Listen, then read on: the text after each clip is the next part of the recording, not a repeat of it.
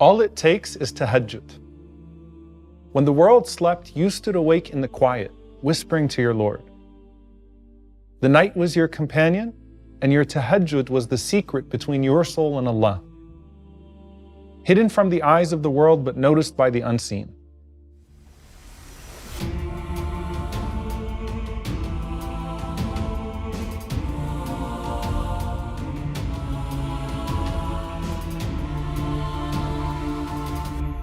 Habib al-Adawiyya rahimahullah used to stand up on her rooftop after Isha, and she would say, Ilahi, gharat al-nujum, wa namat al-uyun, wa ghallaqat al-muluku abwabaha, wa babuka maftuh, wa khala kullu habibin bihabibihi, wa hadha maqami bayna yadayk.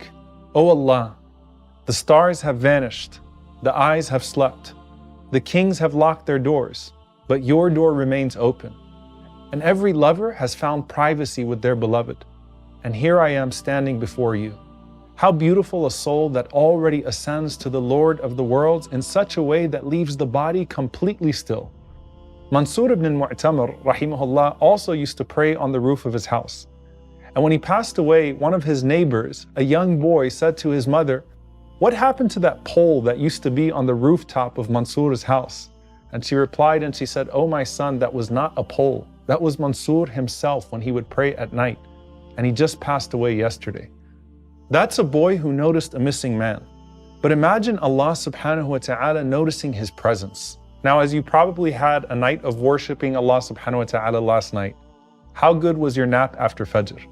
You don't ever sleep like that in other times, do you? I always tell people that the best nap that you're ever going to have is that post-Hajj nap. After you do Arafah, and then Muzdalifah, and then Tawaf, and then the Jamarat, and then you knock out cold even in the middle of a tent. Now think about the Prophet ﷺ saying about the person who goes through all of the exhaustion of the first night in the grave, that he will sleep the sleep of a bridegroom. The scholars say this means two things. For one, it'll be a deep sleep. But secondly, you will only be awakened to what you love most. You wake up and you see the garden that your qiyam planted last night.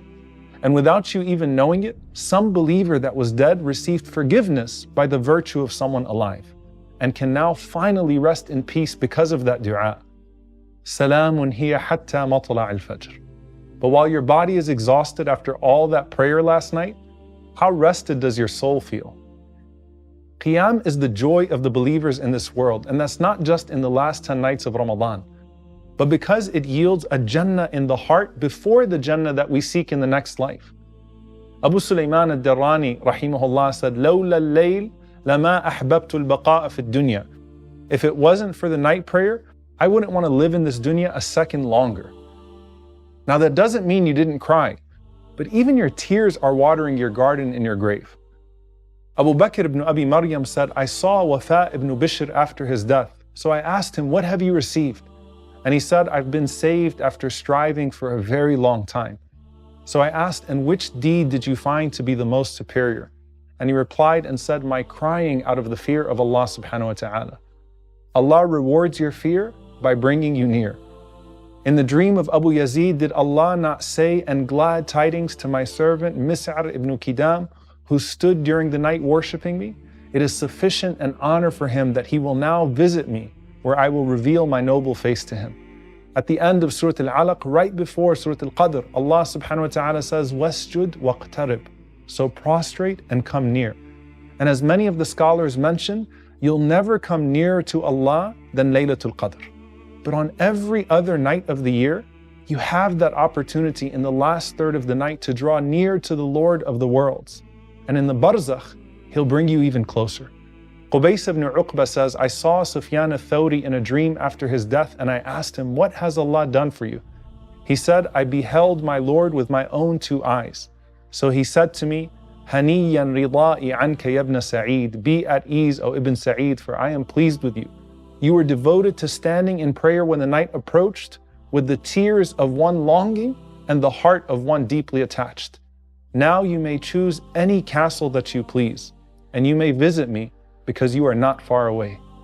Tahajjud is a lifestyle that can be more addictive than anything else in the world, and more rewarding than anything else in the world. And just as it's done in secret, It has its secrets in the soul as well. The best of gifts are the ones that are secret gifts from Allah to you, for which you haven't yet been rewarded with any praise in this dunya. And that's why Ibn Mas'ud radiallahu anhu said, فَضْلُ صَلَاةِ اللَّيْلِ عَلَى صَلَاةِ النَّهَارِ كَفَضْلِ صَدَقَةِ السِّرِّ عَلَى صَدَقَةِ الْعَلَانِيَةِ. The virtue of the night prayer over the day prayer is like the virtue of giving charity in secret over giving it openly. And Al-Hafidh ibn Rajab rahimahullah said, the night prayer is preferred over the day prayer because it is more private and closer to sincerity. While so many worry about the secrets that will confront them in the grave, you have a secret garden you've planted with Allah. And one of the companions of Rabi' al-Adawiyya rahimahullah saw her in a dream and said, guide me to a deed which will bring me closer to Allah. And she said, you must remember Allah frequently, because soon you will rejoice in your grave as a result. One of the righteous said, I saw Abu Bakr al-Shibli in a dream where it appeared that he was firmly seated, and then he approached me wearing fine clothing. I rose to greet him and I sat before him where I asked, who are your nearest companions? He said, those who are most devoted to their remembrance of Allah, who honor His rights upon them, and who do not hesitate to seek His pleasure. تتجافى جنوبهم عن المضاجع يدعون ربهم خوفا وطمعا ومما رزقناهم ينفقون.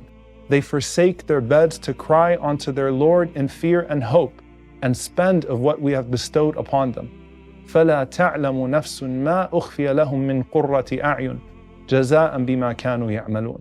And so no soul knows what is kept hidden from them of joy, as a reward for that which they used to do.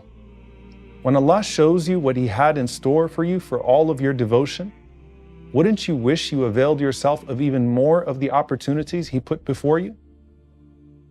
لعلي أعمل صالحا فيما تركت كلا إنها كلمة هو قائلها ومن ورائهم برزخ إلى يوم يبعثون.